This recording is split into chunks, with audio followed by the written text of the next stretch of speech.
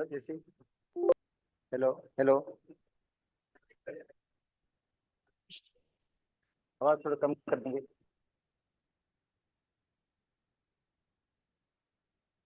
Hello hello.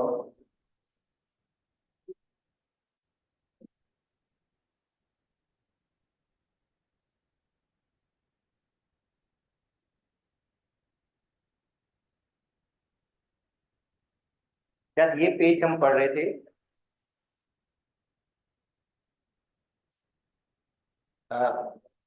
Petrochemicals और उनके uses, क्योंकि हमारा जो चैप्टर है वो है इंडस्ट्रियल केमिस्ट्री। मतलब जो केमिस्ट्री इंडस्ट्री में यूज होती है, जो जो कंपाउंड लार्ज स्केल में बनते हैं, उनमें मैंने आपको बताया था कि फर्टिलाइजर इंडस्ट्री है, पेट्रोलियम की इंडस्ट्री है, गिलास की इंडस्ट्री है, प्लास्टिक की इंडस्ट्री है, सीमेंट की इंडस्ट्री है। मतलब मुख्तलिफ जो चीजें होती हैं, अशिया होती हैं, उनकी इंडस्ट्रीज है जो लार्ज स्केल पे कंपाउंड बनते हैं, बड़े पैमाने पे बनते हैं। ठीक है, उनकी इंडस्ट्रीज, उनके बारे में हो। इससे पहले हमने कुछ पढ़ा था, इसका इंट्रोडक्शन।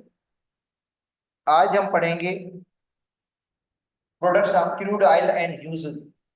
मतलब क्रूड ऑयल, खाम तेल जो होता है, उसकी जब हम सफाई करते हैं ऑयल रिफाइनरी के अंदर, तो उसमें हमें मिलता है गैसेस, जिन गैस को हम कहते हैं एलपीजी, लिक्विड पेट्रोलियम गैस। इसके अलावा सॉल्वेंट्स हमें मिलते हैं, पेंटेन, हेक्सेन, लिक्रोइन, नेफ्था, ये सॉल्वेंट्स हैं। इसके अलावा हमें मिलता है गैसोलीन, पेट्रोल। गैसोलीन के बाद मिलता है हमें केरोसिन ऑयल, गासलेट। गासलेट के बाद हमें मिलता है डीजल। डीजल के बाद हमें मिलता है लुब्रिकेटिंग ऑयल, ग्रीस। उसके बाद आखिर में मिलता है डामर। अच्छा, इन्हीं से, इन पेट्रोकेमिकल से बहुत सारी चीजें मिलती हैं, जैसे पैराफिन वैक्स, जो वेजलीन हम इस्तेमाल करते हैं सर्दी के अंदर, वो एक्चुअली पेट्रोलियम का प्रोडक्ट है। या कॉस्मेटिक के अंदर बहुत सारे पेट्रोलियम प्रोडक्ट्स इस्तेमाल होते हैं कॉस्मेटिक के अंदर। तो इसका मतलब है ये कॉस्मेटिक, ये जो पेट्रोलियम की इंडस्ट्री है, इससे बहुत सारे कंपाउंड्स हमें मिलते हैं। अब ईथीन मिलता है, उससे हम बना लेते हैं पॉलीथीन। प्रोपीन से क्या बनाते हैं? पॉलीप्रोपीन। प्लास्टिक, फर्टिलाइजर भी इनसे बन जाते हैं। तो बहुत सारी केमिकल, मतलब ये चीजें इनसे बन जाती हैं। तो अब देखो क्रूड ऑयल, क्रूड ऑयल की जब हम रिफाइनिंग करते हैं, तो उस चीज से जो हमें ऑयल मिलता है, डीजल मिलता है, पेट्रोल मिलता है, इसको हम ट्रांसपोर्ट के तौर पर यूज करते हैं, पावर के तौर पर यूज करते हैं। पावर का मतलब है हम इलेक्ट्रिसिटी जनरेट कर सकते हैं। इसी से हम क्या करते हैं, जो पेट्रोलियम है उनके प्रोडक्ट से हम क्या करते हैं, इलेक्ट्रिसिटी भी जनरेट करते हैं, और ट्रांसपोर्ट के तरीके के तौर पर भी हमें काम आता है। अच्छा, जब उसकी हम रिफाइनिंग करते हैं, रिफाइनिंग क्रूड ऑयल की, तो हमें मिलता है methane, ethene, propene, butene, benzene. अच्छा, इनसे आगे क्या बनता है? इनको सॉल्वेंट के तौर पर यूज कर सकते हैं, इनसे आप पॉलीमर बना सकते हैं, इनसे आप फर्टिलाइजर बना सकते हैं, पेस्टिसाइड्स, कीड़े मकोड़े मार दवाइयां बना सकते हैं, डिटर्जेंट सर्फ बना सकते हैं, डाइज रंग बना सकते हैं, कलर, कॉस्मेटिक की चीजें बना सकते हैं। अच्छा, दूसरा, इनसे आप अल्कोहल, इन्हीं इन्हीं से आप अल्कोहल बना सकते हैं, carboxylic acid, amines, ether, aldehyde, halogen derivative. अच्छा, बेसिक नीड्स कौन सी पूरी कर सकते हैं? क्लोथिंग, मतलब सपोज करते हैं ये, जैसे नायलॉन मैंने आपको पढ़ा दिया था, नायलॉन जो पॉलीअमाइड पॉलीमर होता है, जिसमें हेक्सामेथिलीन डाइअमाइन और एडिपिक एसिड मोनोमर है, ये आपको मैंने पढ़ा दिया था। पॉलिएस्टर का कपड़ा बनता है, तो इसका मतलब है क्लोथिंग। शेल्टर, मतलब सपोज करते हैं ऊपर जो शेल्टर होता है, प्लास्टिक का शेल्टर या अदर मटेरियल जो है, उसका शेल्टर। इसके अलावा फूड भी है, हेल्थ, ट्रांसपोर्टेशन, कम्युनिकेशन। ठीक है, ये सब इन्हीं से बनते हैं। मतलब ये प्रोडक्ट्स हैं, ये जो यूज होते हैं, इनकी इंडस्ट्रीज हैं।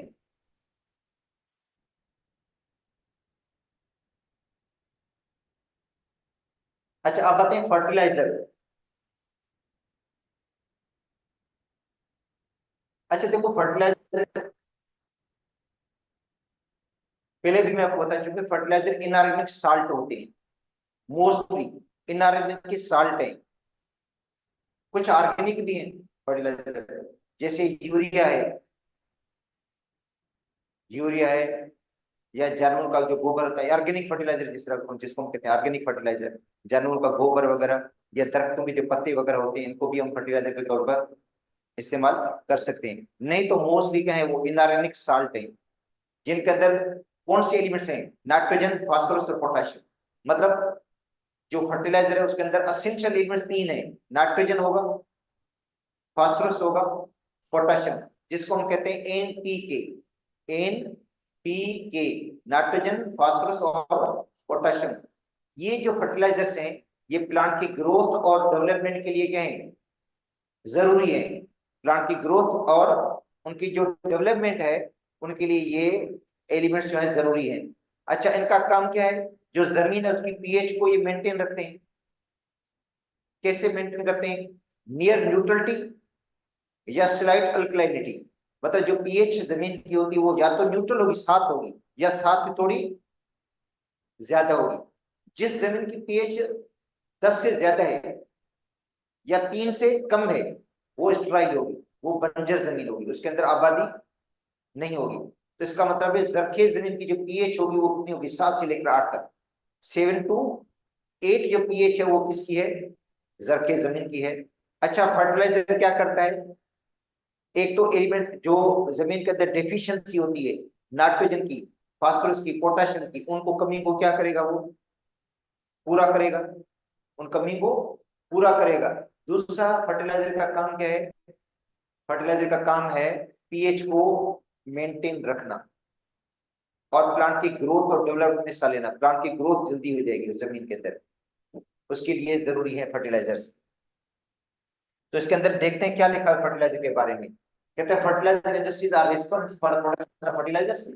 फर्टिलाइजर इंडस्ट्री क्या करती है, फर्टिलाइजर को प्रोवाइड करती है, बनाती है।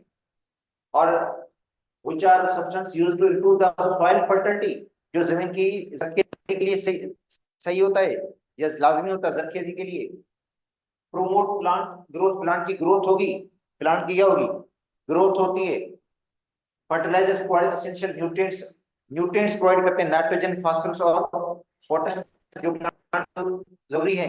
एनहांस करते हैं, यील्ड को बढ़ा देते हैं, प्रोडक्टिविटी को बढ़ा देते हैं ये fertilizers. There are two main types of fertilizers, organic fertilizers which are derived from the natural sources.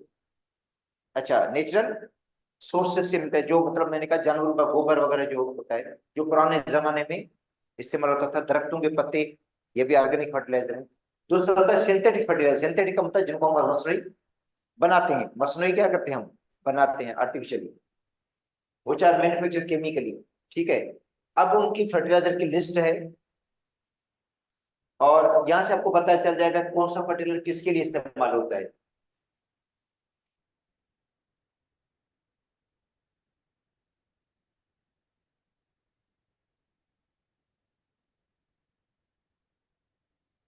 अच्छा देखो,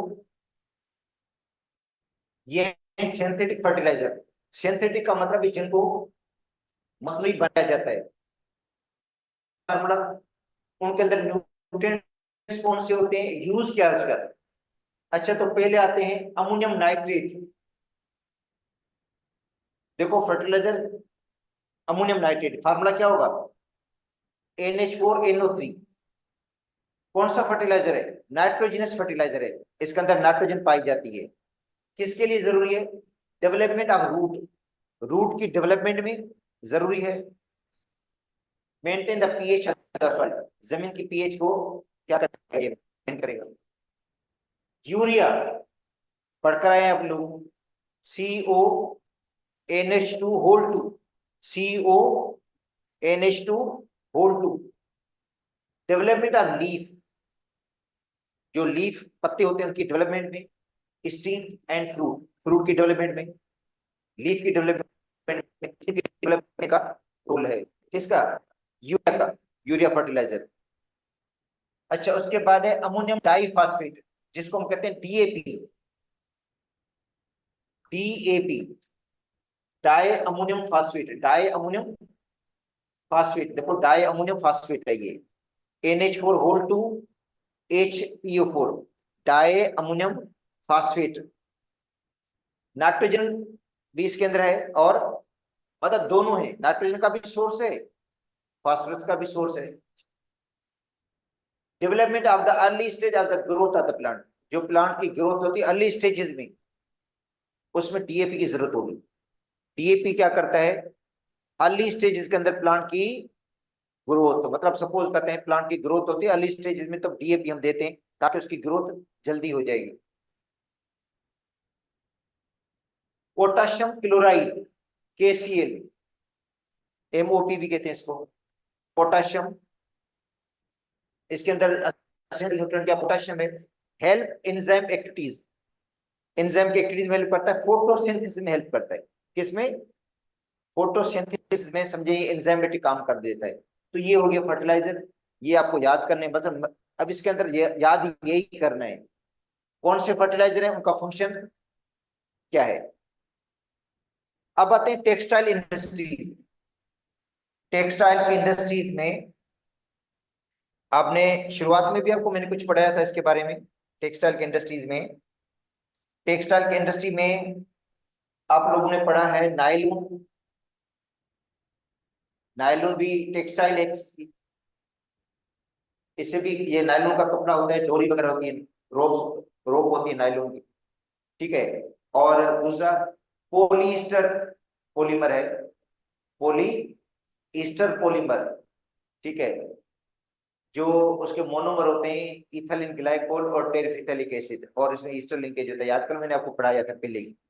तो ये क्या है, टेक्सटाइल इंडस्ट्रीज में इस्तेमाल होता है। Textile industries are sectors of the economy that involve the production of fabric. Textile fabric बनाता है, textile, textiles including natural fibre, cotton, wool as well synthetic material like polyester, nylon, ये सभी किसके अंदर आ जाते हैं, टेक्सटाइल के इंडस्ट्री में आ जाते हैं, ठीक है।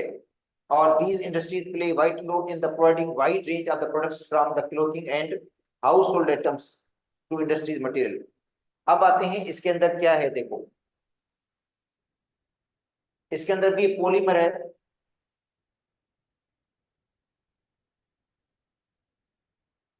ये देखो, ये भी हम पढ़ कर चुके हैं, ये आपको मैंने पहले पहले दिन पढ़ाया था।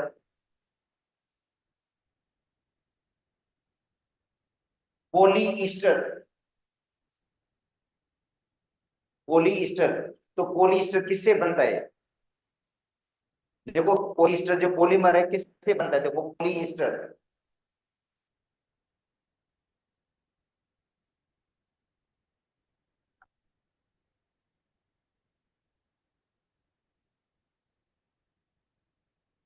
अच्छा पोलीस्टर, तो पोलीस्टर में जो मोनोमर है, एक तो इथाइल ग्लाइकोल है और दूसरा है टेरिफिथेलिक एसिड। तो monomer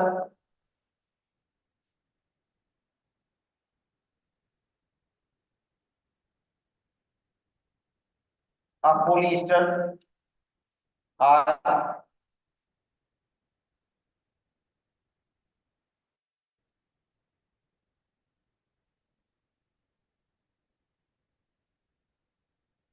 ethyl glycol, ethyl glycol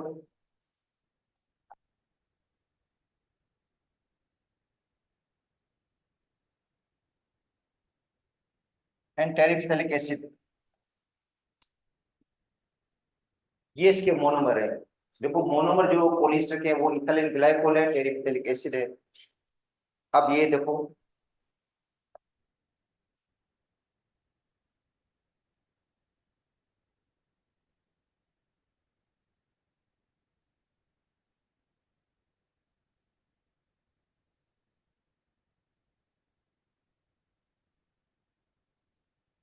ये हो गया terephthalic acid.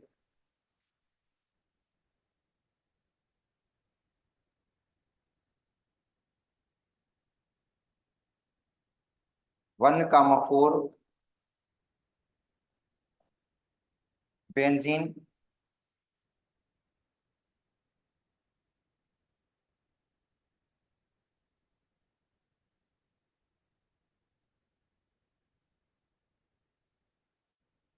Die carbonic acid.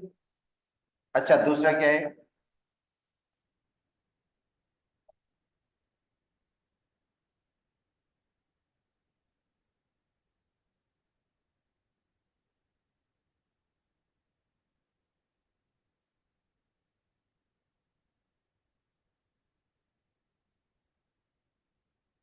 Ethyl glycol है। इथाइल।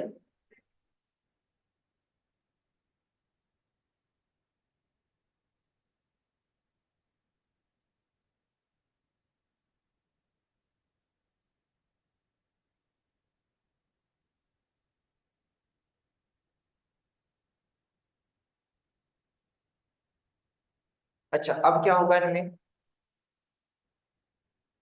वाटर रिमूव हो जाएगा।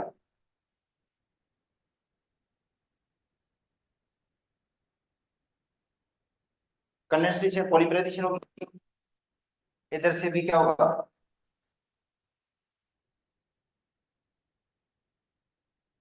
वाटर रिमूव होगा।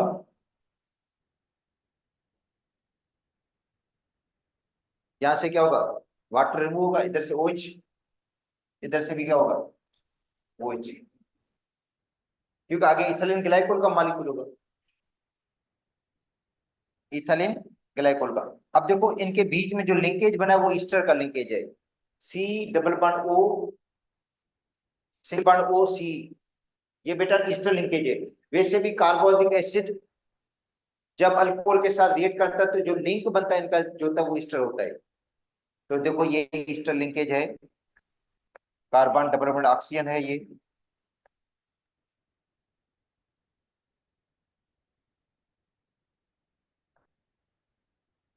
Carbon double bond oxygen, CH2, CH2O, C double bond O, benzene की ring, C double bond O, और यहाँ पे हम N लगा देते हैं। तो अब देखो ये लिंकेज ईस्टर है, ये लिंकेज भी गए, और इधर भी क्या बनेगा आगे? Easter linkage. इधर भी क्या बनेगा? ईस्टर लिंकेज बनेगा। तो इसको हम क्या कहेंगे? पोली ईस्टर फैब्रिक। पोली ईस्टर फैब्रिक। तो ये है पोली ईस्टर।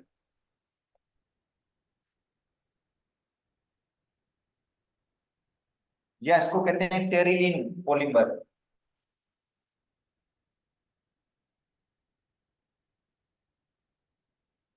तो ये याद करना पड़ेगा कि टेरिलीन जो पॉलीमर है उसके मोनोमर कौन से हैं? इथाइल ग्लाइकोल है, दूसरा क्या है? टेरिफिथिलिक एसिड।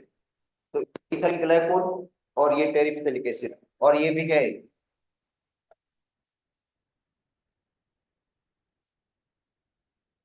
टेरिफिथिलिक एसिड है। तो यहाँ पे यही बात कर रहा है कि petrochemical, clothing, shirts, pants, dress, jackets, curtain जो होते हैं, पर्दे वगैरह होते हैं, इसके अलावा बेडशीट वगैरह है, ये सब किसकी बनी होती है? पॉलिएस्टर की बनी होती है। नायलॉन, ये भी आपको पढ़ा चुका हूं वैसे मैं।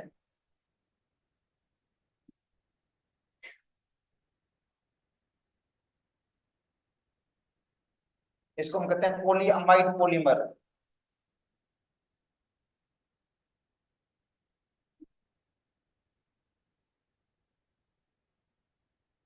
Polyamide polymer. पॉलीअमाइड का मतलब है जिसके अंदर क्या होंगे?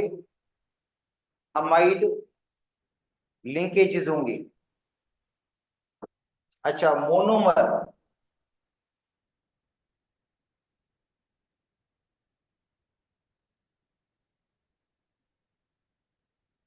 ऑफ नाइलॉन 66 आर हेक्सामिथाइलिन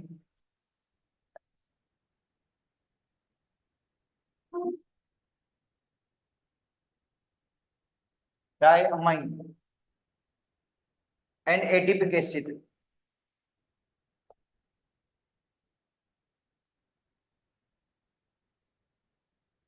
दूसरा क्या होता है, एडिपिक एसिड। तो देखो इसके जो मोनोमर है वो क्या है, एंड और एडिपिक एसिड होता है 1,6 hexane dioic acid.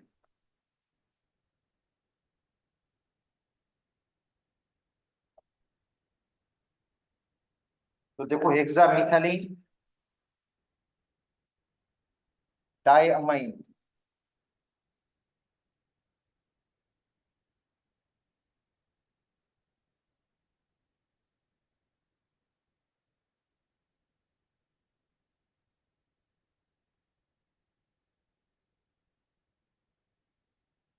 Hexamethylene diamine. अच्छा दूसरा क्या है,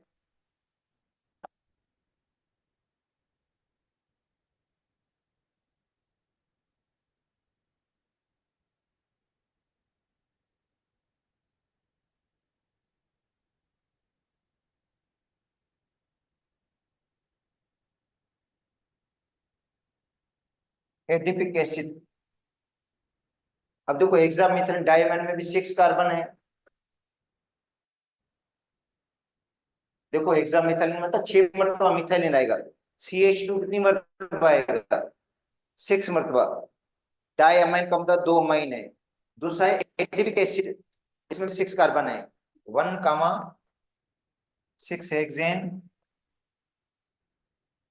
डाइओइक एसिड। अच्छा इधर क्या आएगा, हेक्सामिथाइलिन डाइअमाइन आएगा।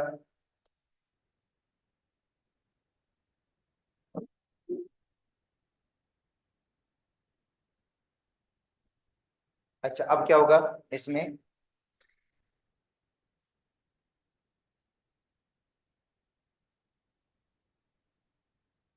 वाटर रिमूव होगा, इधर से OH निकलेगा, इधर से H। वाटर रिमूव हो जाएगा, इधर से OH निकलेगा, उधर से H। ऐसे इसमें भी यहाँ से H निकलेगा, इधर से क्या निकलेगा, H निकलेगा, और इनका एक लिंक बन जाएगा। देखो NH CH2 whole 6 NH, C double bond O, CH2 whole 4, C double bond O, NH, CH2 whole 4, oh sorry whole 6 आएगा यहाँ पे, NH, और यहाँ पे मैं N लगा देता हूँ। तो अब देखो इसके अंदर जो लिंकेज है ये अमाइड लिंकेज है, ये भी अमाइड लिंकेज है, अमाइड लिंकेज, और ये भी क्या है, अमाइड लिंकेज है। और ऐसे अमाइड लिंकेज बनते जाएंगे इसके अंदर, अमाइड लिंकेज इस तरह के बनते जाएंगे, इसको हम क्या कहेंगे, पोली अमाइड पॉलीमर। का मतलब है जिसके अंदर ज्यादा क्या होंगे, अमाइड के लिंकेजेस होंगे। तो ये नायलून है, ठीक है, पॉलीमर जिसको हम कहते हैं।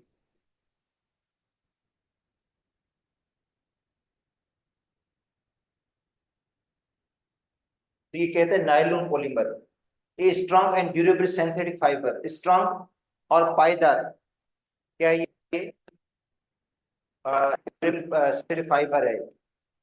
किस में इसको यूज करते हैं, स्टॉकिंग। स्टॉकिंग का मतलब होता है जोराब वगैरह जो बनाते हैं ना, जोराब मोजे वगैरह जो बनते हैं, होजरी। इसके अलावा स्विमिंग वेयर्स का मतलब है जब हम स्विमिंग पूल में जाते हैं तो इसका मतलब इसकी भी ड्रेस होती है, रोब जो होता है, ठीक है, डोरी वगैरह होती है, पैराशूट का कपड़ा बनता है, एंड वेयर्स, स्पोर्ट वेयर्स। इसके अलावा स्पोर्ट वेयर्स का मतलब स्पोर्ट्स के जितने भी चीजें हैं वो उसी से बनती हैं, ठीक है, किससे, नायलॉन से बनती है, समझे बेटा।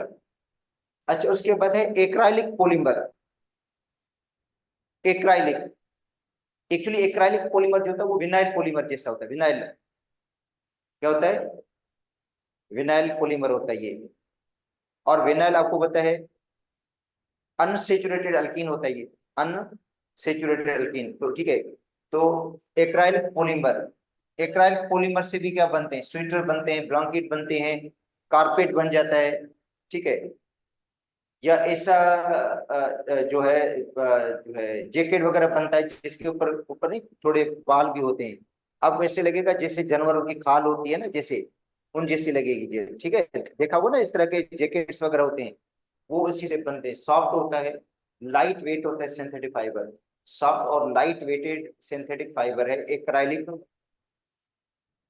पॉलीमर जिसको कहते हैं, एक्राइलिक पॉलीमर।